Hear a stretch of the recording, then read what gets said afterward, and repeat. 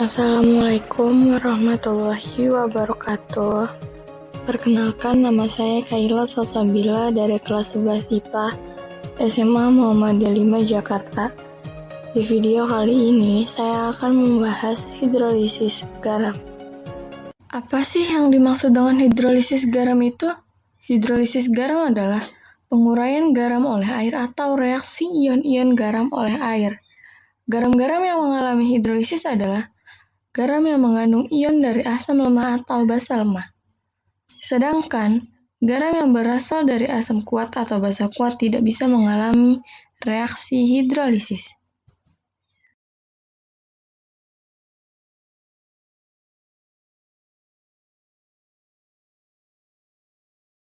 Ada beberapa kemungkinan reaksi hidrolisis yang dapat terjadi adalah sebagai berikut.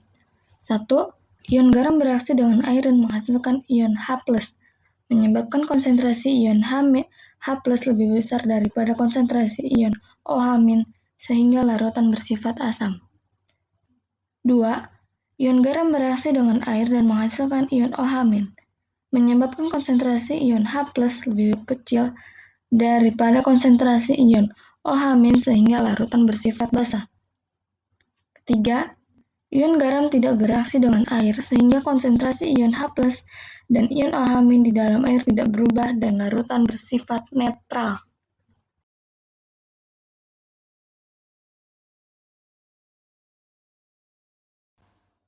Ada macam-macam garam yang dihasilkan dari reaksi asam dan basa, yaitu sebagai berikut.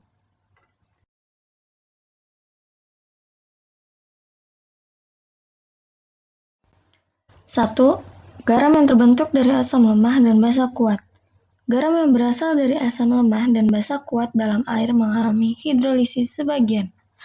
Komponen garam mengalami hidrolisis menghasilkan ion OH-, maka pH lebih besar dari 7 sehingga larutan garam bersifat basah.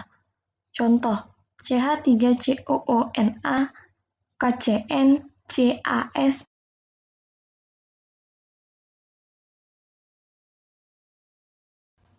2.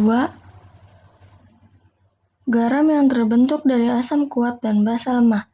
Garam yang berasal dari asam kuat dan basa lemah dalam air mengalami hidrolisis sebagian, karena salah satu komponen garam mengalami hidrolisis menghasilkan ion H+, maka pH kurang dari 7 sehingga larutan garam bersifat asam. Contoh, 2SO4, AgNO3, NH4Cl, CuSO4, dan sebagainya.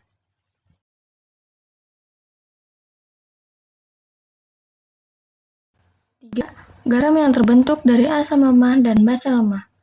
Garam yang berasal dari asam lemah dan basa lemah dalam air mengalami hidrolisis total, karena kedua komponen garam terhidrolisis menghasilkan ion OH-, sehingga harga pH larutan ini tergantung harga Ka dan Kb. NH4Cn, 2S, CH3CONH4, dan sebagainya.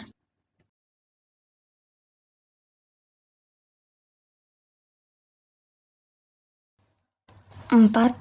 Garam yang terbentuk dari asam kuat dan basa kuat. Garam yang berasal dari asam kuat dan basa kuat dalam air tidak mengalami hidrolisis, karena kedua komponen garam tidak terhidrolisis sehingga pH larutan sama dengan air, yaitu pH sama dengan 7 bersifat netral.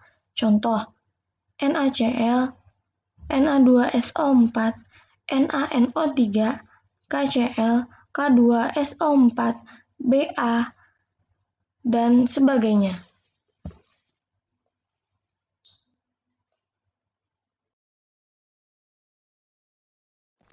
Nah, mungkin itu saja pembahasan yang aku bahas materi hidrolisis garam. Semoga bermanfaat untuk kalian semua. Apabila ada kekurangan, mohon maaf. Wassalamualaikum warahmatullahi wabarakatuh. Bye-bye. Thank you.